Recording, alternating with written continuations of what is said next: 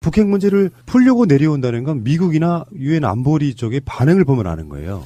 그러니까. 내려오지 말아라는 말이 없잖아요. 그러면 자유한국당이 큰 틀에서 그걸 풀어줄 그게 돼야 되는데 오늘 추미애 대표도 좀 상당히 많이 격앙돼 있는 느낌이 더라고요. 이건 뭐 사살 이야기 나오고 그러니까 아마 이 문제를 가지고 남남 갈등을 일부러 불러일으키려고 하는 느낌이 들어서 참 안 좋더라고요. 이거 남남 갈등은 해봤자 우리 경제나 지금 미국으로부터 통상 압박을 받고 있는 우리 입장에서는 안 좋은 건데 우리한테 좋지 않는 건데 자꾸 남남 갈등을 불러일으키는 것이 아마 홍준표 입장이나 김성태 원내대표 입장이나 지금 자고 나면 뭐 한 사람씩 구속돼야 되거나 압수수색 되거나 또 하루 지나면 한 명씩 그냥 어디로 끌려가는. 현재 기소된 사람이 17명이랍니다.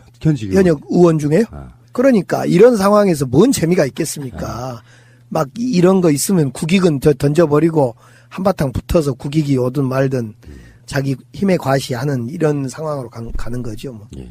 잡스러운 집단이라고 생각이 좀 들고요. 그래서 만약에 이제 의원님 네. 이렇게 돼서 어찌됐건 이방카가 와서 좋은 메시지 남기고 가고 뭐 북미 대화가 있건 없건 간에 메시지 남기고 가고 김영철도 뭐 어찌됐건 잘 돌아가고 어쨌건 김영철이 내려온 건 일을 빨리 진행시키기 위한 의도라는 게 일반적인 분석이거든요. 그렇죠. 그러니까 직접 최고위급 실무자 저랑 의원님이라고 해야 될 이야기를 제가 바빠서 마차님 통해서 이야기를 하게 되면 네. 뭔가 이 간접성 때문에 일의 진척이 늦어져요. 아니요, 잘 돼요. 그래도 감사합니다. 빠져도 잘 됩니다. 애를 이렇게 들고 있습니다 지금. 애를 적절히 네, 들어주세요. 그러니까 뭐 어떤 방송의 내용이라든지 일정을 네. 제가 바빠서 대신 시키면 네. 시간이 좀 더 걸려서 안 걸려요. 왜 이러세요? 그래서 제가 전화를 직접 해서 의원님 이렇게 해서 몇 시에 이렇게 하시죠 하면 딱 쉽게 풀리는 아니요, 문제. 마차님이 권한이 있으니까 그냥 돼요. 자 방송 끝내겠습니다. 그런 의미가 있다라고 보는 게 맞겠죠. 그렇죠. 네. 이제 사실은 김영철 하면 뭐 천안함 책임 논란이 휩싸여서 그렇지 김여정과 조금 결을 달리하지만은 뭐 서열로 보면 랭킹 안에 들어있는 사람들 아닙니까? 그런 사람들이 직접 내려와서 폐막식에 참여한다는 건 우리 지난 7년 동안 8년 동안 꽉꽉 닫힌 남북관계로 볼 때 얼마나 좋아요. 예. 아까 말씀하신 지금 7년 8년은 천안함 사건 이후를 말씀하시는 거예요. 이명박근혜 9년이 아니고. 네. 굉장히 디테일하신데요. 우리는 보통 이런 상황에서는 지난 9년 10년 동안이라고 할 텐데 7년 8년이라고 하시네요. 아니 박근혜 정부 때는 사실은 일부 또 초기에 드레스덴 선언하고 그럴 땐 또 박수 칠 때도 있었어요. 그건 또 빼야죠. 7년 8년 사이에서. 우리 방송에 또 디테일이 지형이 있으신데 이제 또 하나 그 호칭을 하나 가져가시네. 디테일이 저한 김현? 최민희 의원이요. 최민희? 제가 붙여드는 저는 전혀 디테일하지 않아요, 사실은. 근데 방송 하시면은요. 네. 디테일해지고 계시는 거예요. 그 정봉주 의원이 서울시장 나가면서 했던 말, 페이스북에 썼던 말에 진짜 공감했는데 방송을 오랜 시간 하면은 네. 각종 문제를 다 다루잖아요. 예. 그래서 디테일하지 않던 사람도 디테일해집니다. 수치도 외워지고. 네. 네. 아주 섬세하게. 의원님도 이제 방송이 지금 14번째 시간이지 않습니까? 네. 14번째 시간 동안 알게 모르게 디테일성이 생기시고 계신 거예요. 디테일성. 네. 100회만 하시면은 어떤 분야에 나가셔도 거의 완벽해지는. 그때 되면 자리가 바뀌어집니까? 뭐 그러시던데요. 우리나라 팟캐스트 중에 네. 가장 많은 방송 횟수를 갖고 있는 게 저희 아니겠습니까? 총 몇 회입니까, 지금? 지금 2,800회를 넘었죠. 2,800. 1시간씩만 해도 얼마예요? 2,800시간이잖아요. 그것도 내용마다 알짜배기 꽉 찬 내용으로요. 안 그런 내용도 있고요. 자, 어쨌건 논란은 있지만 사실 우리는 이런 논란들에 대해서 지난 9년, 10년 동안 항상 마음을 졸였던 부분이 있기 때문에 쟤네들 또 왜 저러지 하는데 분위기상 보면은 지금 문재인 대통령의 여론조사 지지율도 방송하는 오늘까지 이번 주 나온 결과를 보면 거의 70% 육박을 다시 하고 있거든요. 이 상황에서 저렇게 반발을 해봐야 뭐 2014년에 그런 적도 있다라든지 기본적으로 이쪽 분들이 생각하시는 천안함 사건은 북한이 했다는 증거 없음으로 생각하고 있는 인식하는 사이에 너무 적반하장인 거거든요. 그런 문제가 남북 관계에 크게 걸림돌이 되지는 않을 것이다. 이렇게 일단 저는 결론을 한번 내려보고요. 그리고 올림픽 이후에 이제 또 MB 구속 부분도 남아있고 그러면서 남북 관계가 어떻게 풀려나가는지. 근데 요즘에 그 외신들이 하는 말이 문재인 대통령이 외교를 거의 신급으로 표현을 했더만요. 그러니까 헤드라인 하나를 제가 읽어드리자면 문재인 놓은 덫에 트럼프, 김정은 걸렸다. 이렇게 표현을 하고 있습니다. 외교를 정말 노련하게 잘한다는 뜻이거든요. 트럼프도 어차피 말을 바꿀 수 없을 만큼, 시간할 수 없을 만큼 올가매놓고 있고, 김정은도 마찬가지여서 지금 이 상황에서 김정은이 핵실험 더 이상 못하죠. 사실은 이 지금 상황은 제가 볼 때는 한중 간의 사드 문제 풀 때부터도 기본이 된 거 아닙니까? 한중 문제 풀고 한미동맹 강화시키면서 그에 기초해서 남북관계를 좀 푸는. 아베만 좀 도와주면 잘 되겠는데, 일본만. 아베는 이제 조선일보랑 비슷한 거라서 아베가 하는 말은 틀린 말이구나라고 생각하시면 되죠. 그래도 아베가 일본이 좀 옆에서 잘 도와주면 남북관계가 더 좀 잘 될 건데 아베는 그럴 일은 없을 것 같아요. 안 아니요, 도와줄 아베 위치는 북한 때문에 지금까지 정권 잡고 오히려 지금 뭐 헌법 개정하려고 그러고 그렇죠. 오히려 일본 왕은 오히려 지금 계속해서 전범에 대한 사과하고 있고 일본은 일종의 중립국 형태로 자위대만 유지해야 된다 이런 그러면 이 입장이기 시점에서 때문에 한번 점검해야 할 것이 이제 미국 한미동맹 강화돼 있고 한중 관계도 사드 문제를 잘 풀면서 풀려졌다고 봐야죠. 러시아 한국과 관계는 어떻습니까? 가만있어 우리 대통령이 러시아를 갑니까 조만간에? 저번에 한번 간다고 약속을 해서 지금 아마 일정 조율 중인 걸로 알고 있는데 초청을 했었어요. 푸틴이 예. 아직 일정을 못 잡고 있는 건데 러시아 그렇고 일본하고는 안 좋고 그러면 육자회담 틀 이것도 상당히 많이 분위기가 좋아졌겠다 싶네요. 현재는 지금 미국과 일본과의 관계는 그럭저럭 일본이 미국의 푸들 역할을 하고 있기 때문에 나쁘지는 않은데 전반적으로 중국 포함하고 러시아 포함하고 한국 포함하게 되면 사실상 동북아시아에서는 일본 아베 패싱이 되는 지금까지는 그렇거든요. 어떤 목소리도 크게 안 나오고 있잖아요. 예. 아베를 패싱시킬 게 아니라 아베를 우리가 운전대 잡았으니까 차에 태우셔야죠. 그러니까 태우긴 태우는데 당장 안 태우고 애를 태우는 거죠. 애를 태우는 거죠. 애를 태우다 저 뒤쪽 구석에다 앉히는 걸로요? 트렁크에다가. 트렁크에다 앉혀요? 근데 그 부분을 저는 만약에 문재인 대통령이 지금 아까 말한 것처럼 어떤 신적인 외교 전략을 구사하는 거라면 그 위안부 문제 합의에 대한 부분이 오히려 그런 머리 좋은 게 아니었냐 싶은 게 지금 그 문제 가지고 계속해서 아베가 해봐야 국제적인 명분이 없다. 그러니까 아베는 위안부 협상 문제 같은 걸로 지금 자기 스스로가 올가매져 있는 거거든요. 그래서 이게 풀려지지 않으면 한국과 대화 안 해 이런 분위기로 가니까 스스로가 지금 셀프 왕따 되고 있는 거죠. 그렇죠. 예. 아무튼 육자가 잘 분위기를 또 만들어서 차곡차곡 쌓여져서 한반도 평화 문제가 해결돼야만 예. 정말 이 다른 모든 문제가 술술 풀릴 것 같아요. 저 위쪽에서 오는 가스 문제도 풀리고 아무튼 여러 가지 문제가. 예. 안녕철은 북한의 대남 정찰 총국 책임자로서 천안함 북친 연평도 포격 목함질의 도발을 주도해온 극악무도한 자입니다. 46명의 우리 장병의 목숨을 앗아간 장본인이자 대한민국을 공격한 주범이고 전범입니다. 저작거리에 목을 내걸어도 모자랄 판에 머리를 조아리고 석고대자하며 사죄하기는커녕 눈 하나 깜짝 않는 김영철을 이런 쳐죽일 작자를 세계인의 평화축제 평창올림픽 폐막식에 초청한다는 것은 하늘이 두 쪽 나도 있을 수 없는 일입니다. 긴급 체포해서 군사법정에 세워야 할 김영철을 그래도 대통령께서 받아들이신다면은 친북 정권의 본색을 여지없이 드러낸 것이라고밖에 볼 수 없다는 점도 분명히 알아주시기 바랍니다.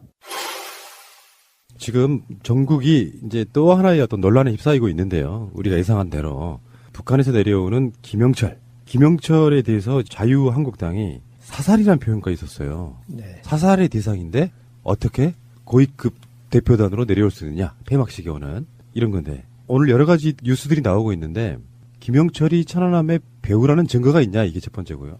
그다음에 천안함 사건이 북한이 했다는 증거가 있냐 이런 논란도 있고요. 그리고 김영철이 2014년도 박근혜 정권 때는 남북 군사회담의 북측 수석 대표가 김영철이었고요. 당시에 새누리당이 환영 논평을 냈어요. 그때 예. 그 보도를 보니까 TV조선은 뭐라고 그랬냐면은 격 높아진 남북 군사회담. 김영철이 내려옴으로써 격이 높아졌다고 칭찬하던 바로 그 인물에 대해서 지금 사살을 운운하면서 완전히 분탕질을 치고 있습니다. 지금. 그러니까 이 문제는 이제 저도 귀를 좀 열고 다시 들어봤어요. 우선 2014년에 김영철 내려온 것은 그때만 하더라도 천안함과 직접 관계되어 있다는 결론이 안 내려진 것이다. 즉 김영철 천안함 사건의 직접 관계자다라고 하는 건 2016년이기 때문에 2014년은 환영할 수 있다. 이런 것이 지금 야당의 의견이고요. 반론을 좀 우리가 이해한다면. 또 하나는 이제 천안함의 정말 진짜 배후 내지는 명령을 내린 사람이 김영철이냐 이거에 대해서는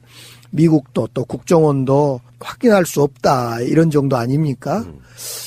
이제 그럼에도 불구하고 그런 두 가지 문제에도 불구하고 제가 오늘 제 페이스북에 그런 걸 썼는데요. 빨리 정부는 또는 청와대 정무수석은 그 천안함 유족들을 만나 양해를 구하고 그분들에게 아픈 기억과 아픔을 어루만져 주는 것이 우리 정부의 책임이다. 이렇게 저는 이제 썼어요.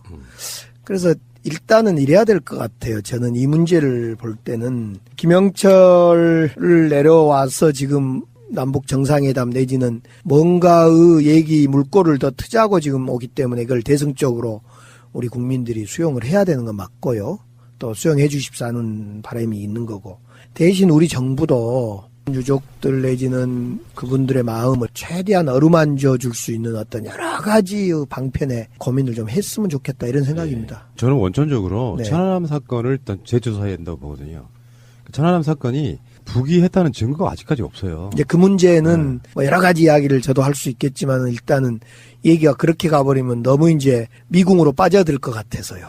근데 그 부분에 대해서 저희들 입장은 그래요. 왜냐하면 저희들이 팟캐스트에서 천안함 문제를 주도적으로 다룬 팟캐스트 중에 하나이기 때문에 네. 우리들이 입장에서는 북한이 했다는 증거가 없다. 이건 이제 이 논란은 올림픽 끝나고 이제 넘어가더라도 여러 가지 너무 그 속보이는 어떤 행동들을 이명박 정권 때 했단 말이죠. 네, 예. 천안함 사건을 이용해서 남북 관계를 경색시키고 하는 그 과정이 쭉 들어 있는데 여기서 지금 오늘 또 그 국정원의 발표를 보면 아직 진상 조사가 나온 게 없기 때문에 정부의 발표를 사실상 지금까지 따르는 거 아닙니까? 인정하는 그렇죠, 측면으로 그렇죠. 이야기하는 네, 거잖아요. 예. 정부의 발표를 사실 국민들이 믿지를 않고 있거든요. 지금까지도. 네. 이게 너무 언밸런스가 나는 거예요. 네. 정치인들 입장에서 보면 이제 굉장히 조심스러운 문제이기 때문에 여기에 대해서 이렇게 굉장히 신중하게 던지시긴 하지만 그건 충분히 이해하지만 오늘 국정원의 발표 같은 경우도 애둘러서 이렇게 표현하고 있는 거잖아요.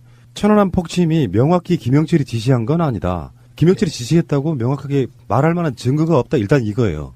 그거는 자유한국당 쪽이 들고 나온 뭐 사살을 할 대상이다 이렇게 표현하는 거에 대한 아주 애둘러서 정말 애둘러서 저는 여기에는 북한이 했다는 증거도 없다는 뉘앙스까지 포함되어 있다는 거예요. 저는 이제 그 지점까지 지금 이 국면의 이야기를 하면 너무 복잡함이 생길 것 그렇죠. 같고요. 네. 저는 그래서 대신 이런 이야기를 좀 드리고 싶은데 김영철이 정확하게 지금 지시했다 안 했다도 확인이 안 되고 있는데 국정원도 그렇게 이야기를 하고 있고 만약 북한이 했다면 김여정은 더 책임이 무거운 사람 아닙니까 사실은. 실권자 2인자인데 김정은의 2인자인데 그런 점에서 그러면 김여정도 우리는 안 만났어야 될 정도로 이런 상황에 봉착해 있는데 그러지 마시고 일단은 대승적으로 김영철을 만나고 우리는 남북관계를 트는데 충분히 활용하고 그리고 또 천안함 문제는 천안함 문제대로 아픔을 좀 다독거려가는 그런 과정이 필요하겠다 싶어요. 천안함 문제는 사실은 또 다른 진실이 만약 있다면 언젠가는 밝혀지겠죠. 이게 네. 저번에 김일성 가면 논란이 있을 때 저쪽 사람들이 썼던 워딩이 이런 거예요. 그게 사실이든 아니든 국민이 그렇게 믿으면 그런 것이다 이렇게 표현을 썼거든요. 근데 실제로 민주진보 진영 쪽에서는 천안함이 북한이 했다고 생각하는 분 저는 단 한 명도 없다고 생각해요. 그게 그냥 우리 어떤 느낌적 느낌으로 말하는 게 아니라 수도 없이 많은 근거들을 우리 방송으로도 제시를 했거든요. 네. 이러이러한 문제들이 있어서 정말 재밌는 거는 다시 말씀드리면 코어는 딱 하나예요. 천안함이 뽀개졌는데 왜 직접 맞추지 않고 버블제트가 등장하느냐를 보시면 돼요. 직접 맞췄다면 건져 올린 천안함에 맞은 흔적이 남아야 되거든요.